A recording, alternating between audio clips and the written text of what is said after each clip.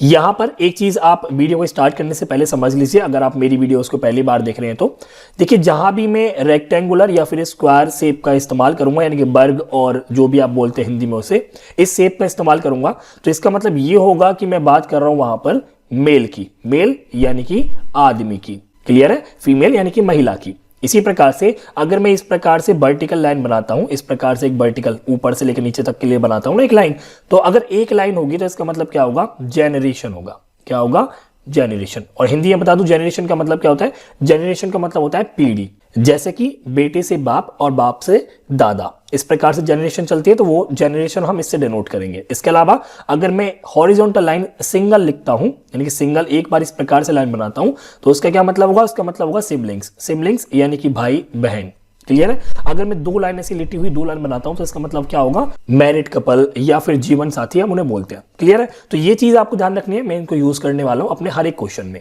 अब यहां पर हमारा पहला क्वेश्चन क्या बोल रहा है, ए बी का भाई है, मेरी उतनी ही बहनें हैं जितने भाई हैं। बी बोल रहा है अपनी एक सहेली से, ठीक है, बी बोल रहा है अपनी एक सहेली से, और यहां पर देखिए कहती है लिखी हुई है, कहती है, यानी कि बी जो है वो एक महिला है, ये बात यहीं पर क्लियर हो चुकी है। अगर आप इंग्लिश में पढ़ेंगे तो यहां पर लिखा हुआ है कि be to one of her friend, her मतलब कि वो फीमेल है, तो बी आपका फीमेल है, ये आप याद रखिएगा।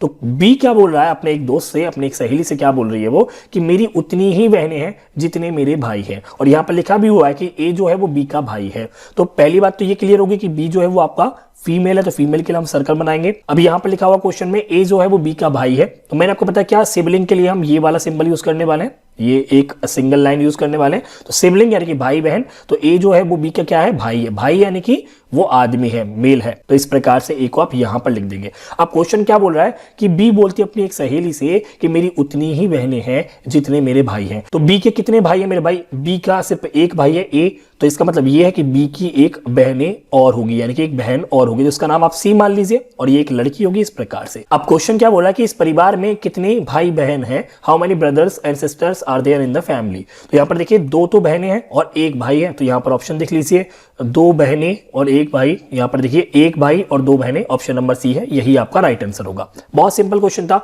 बढ़ते अपने आज के अगले क्वेश्चन की ओर। यहां पर हमारा क्वेश्चन नंबर 2 स्टार्ट होता है। क्वेश्चन नंबर 2 हमसे बोल रहा है कि महिला को पार्क में दिखाते हुए विनीत ने कहा, वह मेरे दादा के इकलौते बेटे की बेटी है।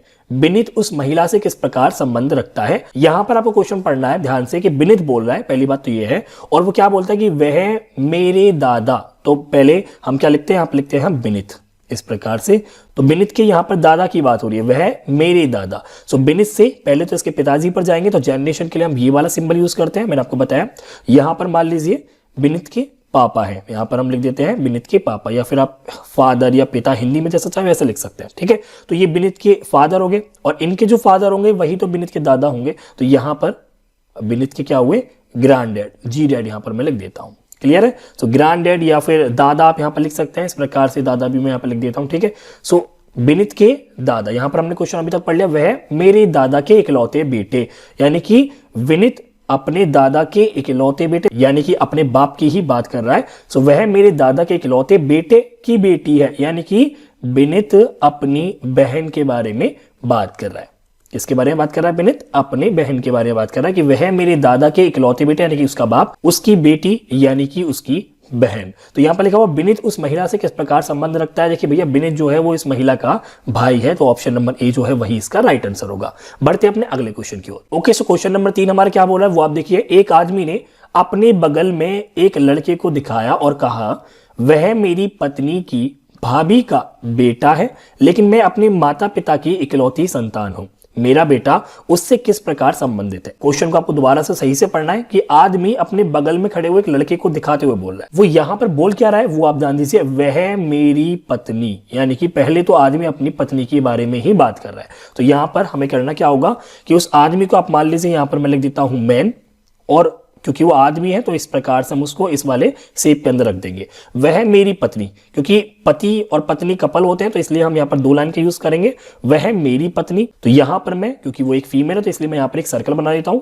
तो आदमी की पत्नी का नाम नहीं मालूम हमें, तो यहाँ पर हम सिर्फ उसकी वाइफ को लिख देते हैं। तो वह मेरी पत्नी, यहां तक बात क्लियर होगी। इसके बाद वह मेरी पत्नी की भाभी, तो पत्नी की भाभी कब होगी मेरे भाई? जब पति का कोई भाई होगा।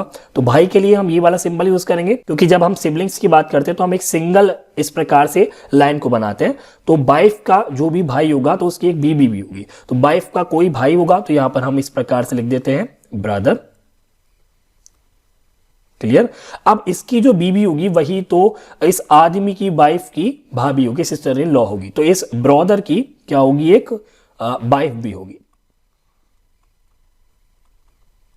क्लियर? तो यहां पर क्वेश्चन अभी तक क्या बना हुआ कि वह मेरी पत्नी की भाभी का बेटा है, यानी कि इन दोनों का यहां पर एक बेटा भी होगा इस प्रकार से। तो यहां पर हम लिख देते हैं सन इस प्रकार से, क्योंकि ये मेल है, सन है। अब यहां पर लिखा हुआ है लेकिन मैं अपने माता पिता की इकलौती संतान हूं। तो यहां पर अभी ये जो आदमी है वो अपने माँ बाप की सिर्फ अकेली ही संतान है, ये बोल रहा है। क्वेश्चन उसके बाद आगे बढ़ता है कि मेरा बेटा उससे किस प्रकार संबंधित है, यानी कि इन दोनों का एक बेटा भी है। तो यहां पर हम लिख देते हैं सन। अब क्वेश्चन यहां पर बात क्या कर रहा है कि जो मेरा बेटा है, यानी कि ये मेरा बेटा उसके लड़के से, यानी कि इस वाले लड़के से किस प्रकार से संबंधित है। तो यहां पर देखिए संबंध क्या बनता है कि मेरी वाइफ की भैया का वो एक लड़का है, यानी कि मेरे साले का लड़का है। तो मेरे साले का लड़का और मेरा लड़का, उन दोनों के बीच में क्या संबंध होगा वो आपको बताना है। तो इस संबंध को हम बोलते हैं चचेरा। चचेरा या ममेरा, इनको हम क्या बोलते हैं? कजिन्स बोलते हैं। तो ऑप्शन नंबर ए जो होगा वही इसका राइट आंसर होगा। बढ़ते हैं आगे। क्वेश्चन नंबर 4 हमारा बोल रहा है कि एक लड़की की ओर इशारा करते हुए अनुराग कहता है, लड़की मेरे पिता की इकलौती संतान की पुत्री है। अनुराग की पत्नी का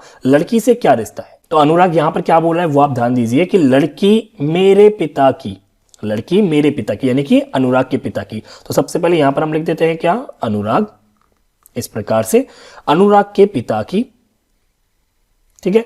लड़की मेरे पिता की इकलौती संतान, इकलौती संतान यानी कि अनुराग खुद होगा, क्योंकि अगर उसका बाप का अगर एक ही बच्चा है तो वो अनुराग खुद ही तो होगा। सो मेरे बाप की इकलौती संतान की पुत्री, यानी कि वो उसकी अपनी बेटी की ही बात कर रहा है। किसकी बात कर रहा है? अपनी ही बेटी की बात कर रहा है। यहां पर हम लिख देते हैं डॉटर, या फिर आप यहां पर बेटी भी लिख सकते हैं। और यहां पर मैं लिख देता हूं डैड। अब यहां पर क्वेश्चन पूछ क्या रहा है वो आप ध्यान दीजिए कि अनुराग की पत्नी का लड़की से क्या रिश्ता है। तो भैया देखो, अनुराग की अगर यहां पर कोई पत्नी है, यहां पर अगर अनुराग की वाइफ है, तो सिंपल सी बात है मेरे भाई, अनुराग की अगर बेटी है कोई तो वो उसकी वाइफ की भी तो बेटी होगी। तो यहां पर अनुराग की पत्नी उस लड़की की मां होगी, यानी कि ऑप्शन नंबर डी जो है वो इसका राइट आंसर होगा। बढ़ते हैं अपने आज के अगले क्वेश्चन की ओर। क्वेश्चन नंबर 5 हमारा बोल रहा है, सुनील केशव का एक लौता पुत्र है। सिमरन जो कि केशव की बहन है का एक बेटा मारुति और बेटी सीता है।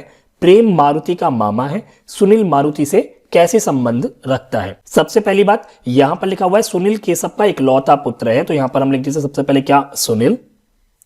और सुनील जो है वो केशव का इकलौता पुत्र है। पुत्र है यानी कि वो मेल है, तो इस प्रकार से हम लिखेंगे। और वो किसका इकलौता पुत्र है? वो केशव का इकलौता पुत्र है। ठीक है। सो यहां पर हमने इस प्रकार से उसको बना लिया। उसके बाद क्वेश्चन हमारा बोला सिमरन जो कि केशव की बहन है। तो यहां पर केशव ये रहा, तो इसकी बहन के लिए हम ये वाला सिंबल यूज करेंगे।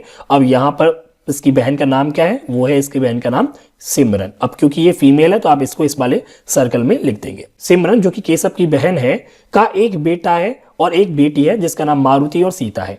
तो इनके बेटा और बेटी भी है जिनका नाम, एक का नाम तो जो है मेरे भाई वो मारुति है, और ये जो मारुति जिसका नाम है वो एक लड़का है, और इसकी एक बहन भी है यानी कि सिमरन की एक बेटी भी है जिसका नाम क्या है मेरे भाई? सीता है।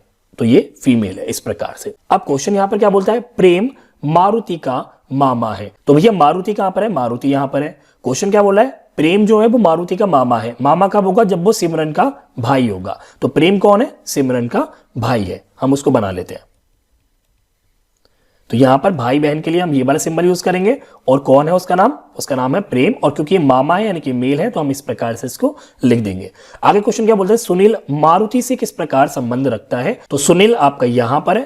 क्वेश्चन बोला है सुनील सिमरन के बेटे मारुति से किस प्रकार संबंध रखता है? सिंपल सी बात है, वो कजिन्स होंगे। क्या होंगे?